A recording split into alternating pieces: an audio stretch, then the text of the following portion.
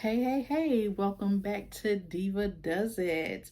Um, I know in my last video that I said that we were doing Care Bears and Disney today. Well, just like this weather, my mind changes often. And I felt it really important for me to go ahead and dive into my weight loss video. The reason being is if you haven't seen the vlog challenge that I'm doing with Lala, go watch that first and then come back because this whole video will make more sense. Um, I had a really rough week last week with my challenge, and I want to go into a little bit of that and um, hit a couple of topics as far as my own personal weight loss issues. Um, I've all well, I'm gonna put it like this. When I was younger, up until fifth grade, I was a little more chunkier in elementary school. I remember my fifth grade picture that I took that was on my diploma to go into middle school. I had on this white and black shirt, well, sweater, and my cheeks were chunky. And I used to get teased and I remember in elementary school they used to pick at me and call me Dolly Parton because my boobs were bigger than they were bigger than all the girls in the school. Just put it like that. I had some knockers. And my butt. So I used to go home and cry about that. I never told anybody that I used to cry about that, but I did when I was little because I wondered why I had bigger boobs and stuff like that. Um, so it really used to bother me when I was younger. But when I went to middle school, I think over that summer, I lost a lot of weight. And I maintained that weight up until I had my son in 1997. I was in a 7'8" because I don't think I had too long came home from the Air Force. I went in the Air Force and found out that I had asthma. And for anybody in the military, you already know that's a no-no. So I got discharged with an honorable medical discharge. So I had my son in 97. I gained up to a size 18. I was wearing a 7, 8, 9, 10, but it just depended on the make of the pants or whatever. But I could wear a 7, 8 at that time.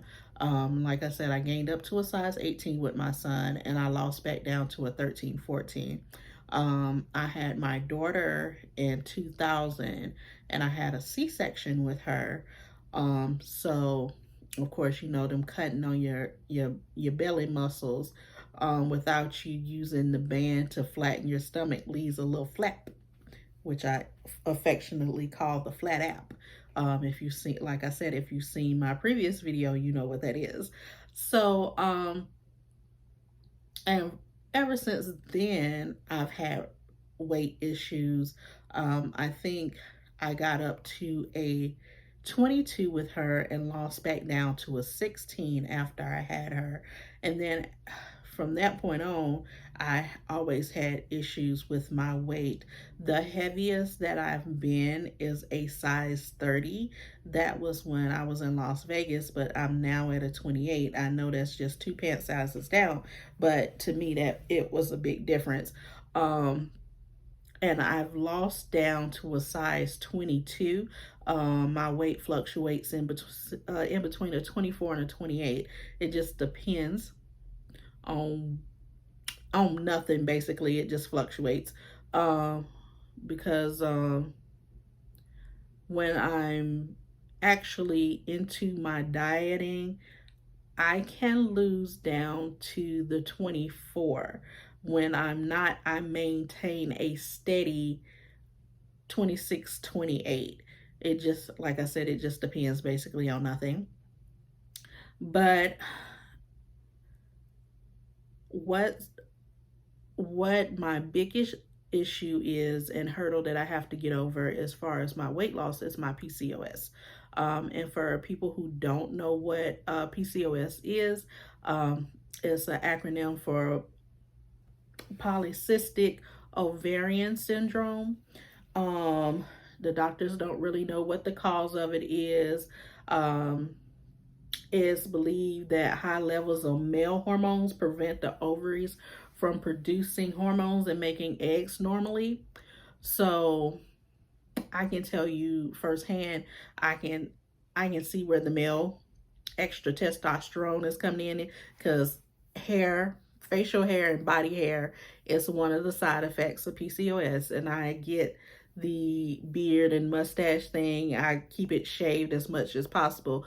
But let my husband see a hair on my chin or something like that, and he wants to run get the tweezers, and like it's some type of experiment for him. Or like, ooh, let me get that.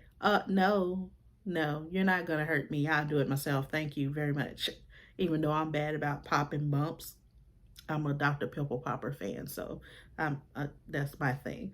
But there's various other symptoms of PCOS: irregular cycles, weight gain, infertility, acne, depression, inappropriate male features, loss of scalp hair, oily skin, unwanted hair. That's already been said.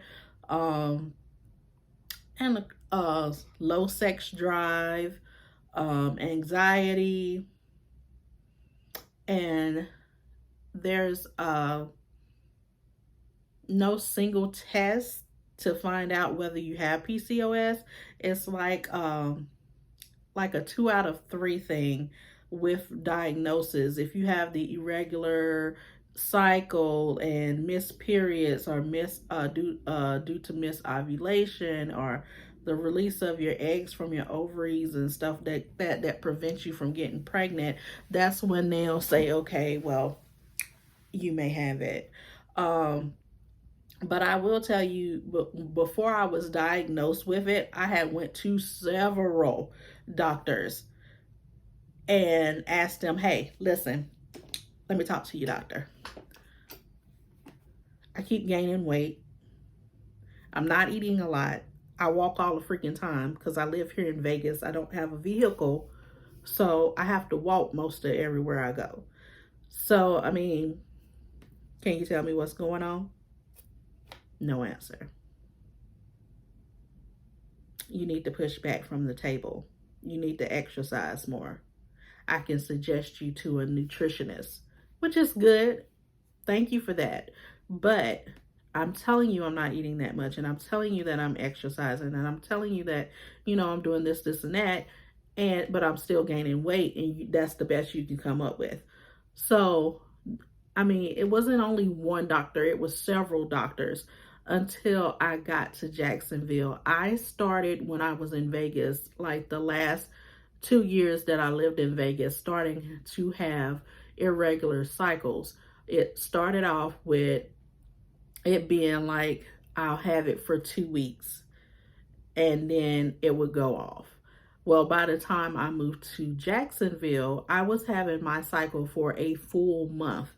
And then it got to the point to where I was clotting really bad with my cycles, to where it was making me dehydrated and just miserable. I mean, I was like, I can't do this anymore type. And I remember I had passed a huge clot, might be TMI for some of you, but I'm just telling my story. I had passed a huge clot at work, and I told my supervisor, I'm like, look, I have to go to the emergency room now. I don't know what is going on with me, and it is scaring me. And when I got to the hospital, and the lady ultrasound tech that did my ultrasound, she was like, oh my God, there's so much blood. I'm like, lady, you're preaching to the choir. I already know, because I'm the one doing all this bleeding. And so they sent me over to the women's clinic, and the doctor, I can't remember her name. I just remember that she looked like Susan Sarandon, and I used to call her that. She was like, okay, this is what's going on with you. Your ovaries are enlarged. We can do one or two things. She said, I suggest the first one versus the latter. She said maybe later on down the line you want to do option two, but the first option was a ablation where they burn out the lining of your uterus. The second one was a complete hysterectomy. But so I went with the ablation because it was an in and out procedure, didn't have that much downtime. So I went with that. And knock on wood, I've only had one cycle in between now and 2015 when I had the ablation done. So for anybody out there that's dealing with something like that, that is something I suggest highly, but the drawback of that is they tell you that you're not able to have children after you have the ablation done. So if you're not wanting any children, or you've already had a number of children, because like at that time I had two, so I didn't want any more. But I had already had a tubal anyway, so it didn't matter to me either way. Then I suggest talking to your doctor about having an ablation done. It's wonderful not having a cycle. It is so wonderful. It's so wonderful.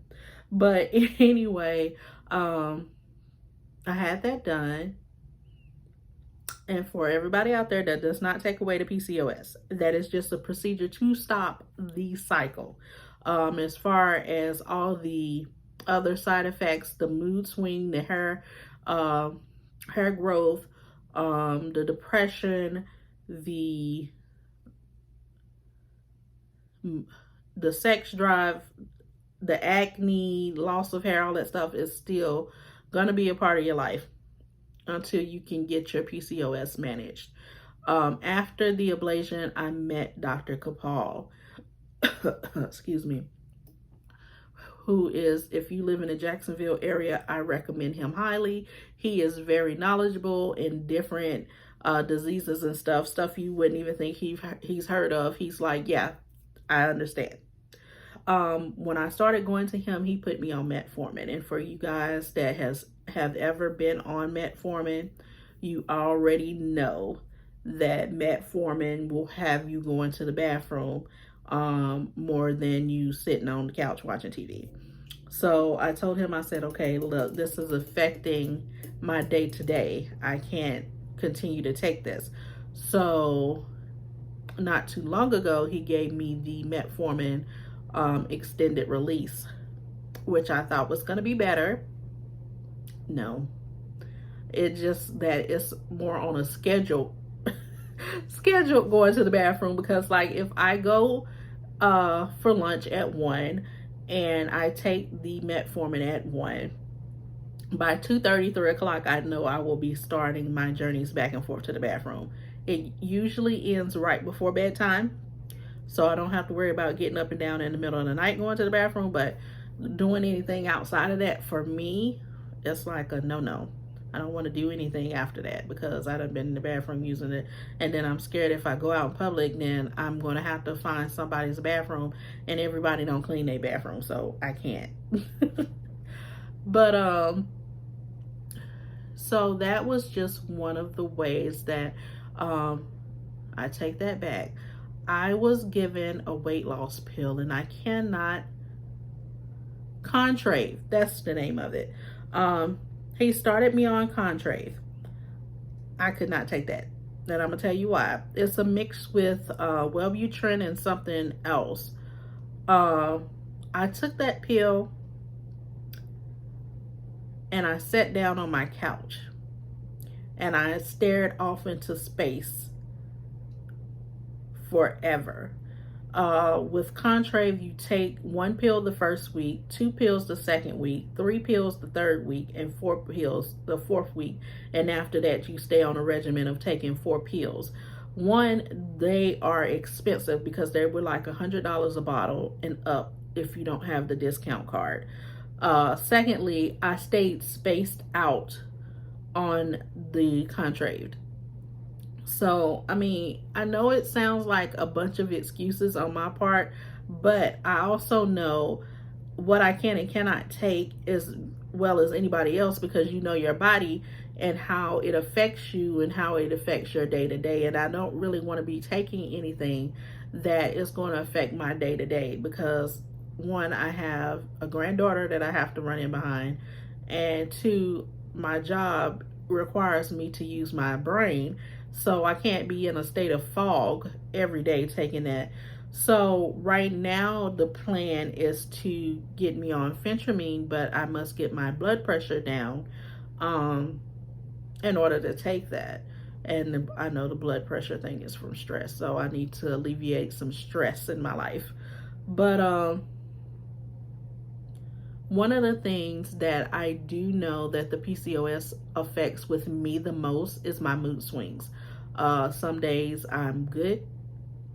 Some days it's like, please don't talk to me, please don't touch me. And I feel bad for my husband on those days, because I mean, it's not his fault and it's not really anything I can do to control it. But I mean, he's the type that if he sees me upset or in a funk or something like that, he wants to comfort me. And I appreciate that and love that about him. But in those moments, I just want to be left alone. And if you deal with PCOS, you know exactly what I'm talking about. You don't want to be bothered. You just want to be by yourself. And also, it doesn't bother me as much as it used to, but the sex drive issue, when I first found out about it, oh my God, I never wanted to have sex. One, you look at the fact that you're bleeding all the time, which makes you feel ugly anyway, and then it's just like, no matter what you do, you can't get in the mood. And the worst thing to do is to force yourself to do something, because then you start resenting the person that you're with, and it makes you mad that they don't understand that, hey, I'm going through X, Y, and Z, but you also have to understand their perspective on it. So it's like a catch-22. But it's a part of the PCOS. The depression is one of the reasons why I wanted to make this video, is because there are some days that I will go in the bathroom and I look at myself and I'm like, oh girl, you doing it today? You doing it today, sis? What's going on? What you do extra to yourself? And it be nothing. I've done nothing extra to myself. I'm just feeling myself on certain days. And then there are certain days that I'll go in the bathroom and I don't even want to look at the mirror. I'll brush my teeth and look down in the sink the whole time. I don't want to look up at the mirror because I don't like what I see in the mirror. And it causes me to do a spiral with depression. It's like, then I start, I know my husband gets so tired of me, and he's probably going to get tired of me mentioning him in this video, but those are the days that I need I need the affection, because then I'll ask him, do you love me? Why do you love me? Do you think I'm too fat? If I gain more weight, would you still love me? It's stuff like that it pops in my head on those days when I'm depressed and I'm feeling down. Is I just need a little pick-me-up. It's the total opposite on the days that I'm having the mood swings, though. It's like, get away from me, man, I don't like you. Which is not the case. I love him, he's wonderful, but it's just the hormonal imbalance in PCOS have you thinking that you're going crazy at times. And it's really hard, like I said before, to explain to other people when it's a disease, because it is a disease that many people haven't heard about. They don't know anything about it. They think you making something up. And they think that, just like those doctors that you were seeing before, that you're just sitting somewhere just eating all day and gaining weight. It's not the case, Pete. It's not. That's not what we're doing. You think we want to be big when we were once small and luxurious? as some people like to think of it. But like I said, I've been small and I thought I was the bomb, and I'm big now, and I still feel like I'm the bomb because my husband hypes my head up sometimes. And you can't do anything but love him for it. But I'm just saying, I feel like as long as a person's healthy and they're doing the best that they can to maintain that healthiness and they're enjoying life, stop messing with people. Let people live their lives. It's hard enough in this world with people, you know, talking bad about each other, stabbing each other in the back like that. Our weight is one more thing that we do not need people judging us about. Because in a lot of cases, people cannot help what is going on with their body. As much as I wish I could, I can't. And I mean, I'm happy the way that I am. I just want to be healthier. So, what I want from you guys is to leave me a comment, leave me a message, or you can hit me on Diva Does It 77 on IG and give me some feedbacks. What are you doing to lose weight? What keeps you motivated to lose weight? How are you dealing with your PCOS? I feel like if we as a community help each other, encourage each other, you know, high five each other, that it would be a better place for us. I mean, and we won't feel so much alone, because there are times when I feel like I am so alone in this. And then I go online and I'll see somebody else that's struggling or has struggled, and they've gotten to a point to where they're healthier and living better, and they're encouraging others. So I feel like it should just be a chain reaction to keep encouraging each other with our weight loss and just overall trying to be healthier. I'm going to make it a point to every Wednesday update you guys on my weight loss journey, the things that I went through in the week that have triggered me, or little goals and accomplishments that I have made. Because one of my goals and accomplishments, I did not put this in the vlog, is that I lost 3 pounds this past week with just drinking water and watching what I eat. I did some exercise, not a lot, because I didn't lose as much as I would like to. But this week I'm going to try to do a little harder, make sure that I maintain my water intake. I made it as a personal goal to try to drink more than 64 ounces of water. And for anybody that knows me will tell you that it is a struggle for me to drink water, only because I don't like the nothingness taste. I love lemonade, and I would prefer to have lemonade. So that's just my own personal struggle. But my goal is to try to drink at least more than 64 ounces in a day. I know that's going to keep me running back and forth to the bathroom, but it's okay. It's part of my goal. Also want to maintain my self-care days that will help with the depression, to keep myself lifted and motivated to do what it is that I need to do. So like I said, leave me a comment. If you like the video, you know what to do.